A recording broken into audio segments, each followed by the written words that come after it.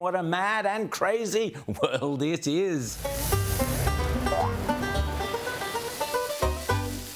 Well, last week, the American Vice President J.D. Vance got the Germans all hot under the collar when he marched off to Munich and told the assembled European elites that they had turned in to the very fascist and authoritarian regimes that the US had spent billions of dollars defending them from.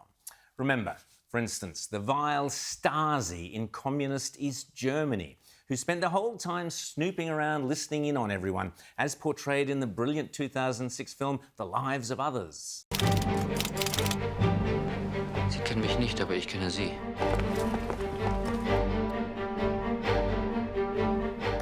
Well, as Vance pointed out, it looks like European democracies have become just as bad with their attacks on free speech. As Vance said, raiding homes over insults online is lunacy. He was referring in part to this report on the US show 60 Minutes. Is it a crime to insult somebody in public?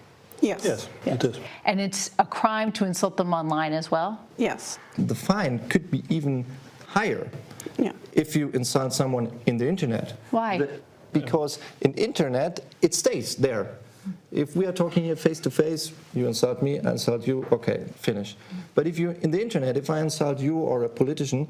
That sticks around forever. Yeah. I thought I was watching a Monty Python sketch there, but the 60 Minutes report is on how hate speech laws work in Germany, and it's real. It is every bit as chilling as any Cold War spy movie. Here's a bit more of it. In our unit, we have about 3,500 cases per year. 9 investigators work out of this office in a converted courthouse. Lau says they get hundreds of tips a month from police, watchdog groups, and victims. You must see a lot of crazy stuff. Yes. The worst of the internet is wrapped in red case folders, stuffed with printouts of online slurs, threats, and hate. For some strange reason, I was reminded of this chap. No.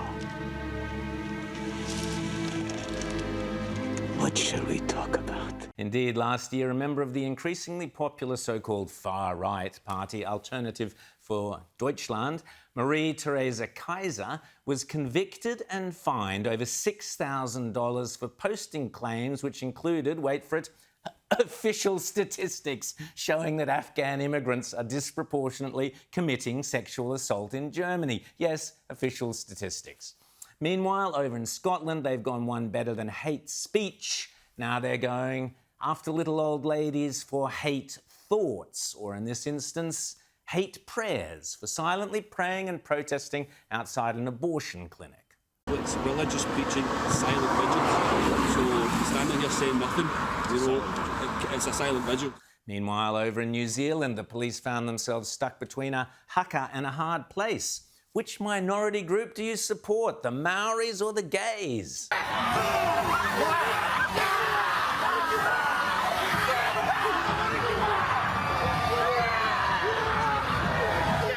Clearly, the oppressed, marginalised and victimised LGBTQIA+ crowd weren't too impressed about being confronted by an oppressed, marginalised and victimised bunch of Maoris. Still, maybe what they really need, instead of the cops, is their own version of Lady LaRouge. Sorry, Laddie LaRouge. Seen here serving up with both barrels to the City of Worcester Council in Massachusetts. Tonight, I'm coming to you as Laddie LaRouge, otherwise known as Lady LaRouge. Tonight, I'm Laddie. When I'm in drag, I use he, they pronouns. And I am a proud and loud queer artist in the city.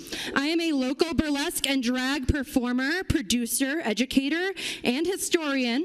And I'd like to ask the council and Mayor Petty why you've ghosted us, left us on red, have not responded to our emails asking for a formal apology, both to Councillor Nguyen and the whole queer community. I can't think for a moment why the council doesn't take us seriously, can you? Meanwhile, some Americans are equally unhappy about the way the new Ken and Barbie dolls are being fashioned. Look what they done did. Now this got to stop. This is not no Ken. I remember when I was coming up, Ken looked like an executive white man who was straight. You know what I'm saying? He drove a black Corvette, you know what I mean? And he was taking Barbie as his wife. Now look at him. They got him all looking all feminized and all this stuff here. This is crazy. You know you can't blame nothing but the alphabet community for this. This is crazy. Look, why does he have ice cream and a snowboard. Like, you know, that is not manly. Ain't nobody gonna be snowboarding with some ice cream. That don't even go together. That's not even right. You understand? Look at this man's haircut. This is crazy. Look at it. He got a swoop. This is crazy. And then he got the haircut on the side and the swoop like the girls used to do back in the day when they went in the club. This is crazy. And his hair gonna go back messed up. That's not Ken. That's Kanisha. Brilliant. Speaking of Ken and Barbie, for some strange reason, I immediately thought of these two plastic male dolls. I said the same thing last time in Düsseldorf, but I know there's new faces and new competitors here.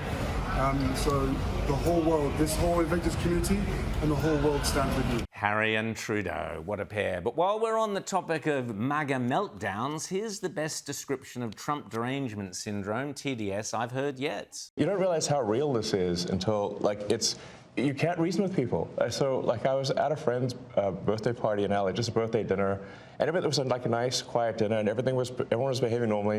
And then I happened to mention, this is before the election, like a month or two before, I happened to mention the president's name. And it was like they got shot with a dart in the jugular that contained methamphetamine and rabies, okay?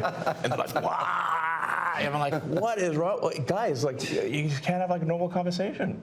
Yeah. And it's like they become completely irrational. Methamphetamine and rabies. Brilliant. I think Elon might have had this character in mind. Donald Trump is a narcissistic sociopath. And in the space of a month, he has sent the United States hurtling towards not just authoritarianism, but dictatorship. I do not use those words lightly. That was on RTE, the Irish ABC. Equally bonkers, of course, is the Scottish actress Tilda Swinton, who this week managed to turn her acceptance speech at some meaningless gong show into a bizarre rant about, well, Trump and Gaza, I think, but your guess is as good as mine. We can head for the great independent state of cinema and rest there. An unlimited realm, innately inclusive, immune to efforts of occupation, colonization, takeover, ownership, or the development of Riviera property. A borderless realm, and with no policy of exclusion, persecution, or deportation.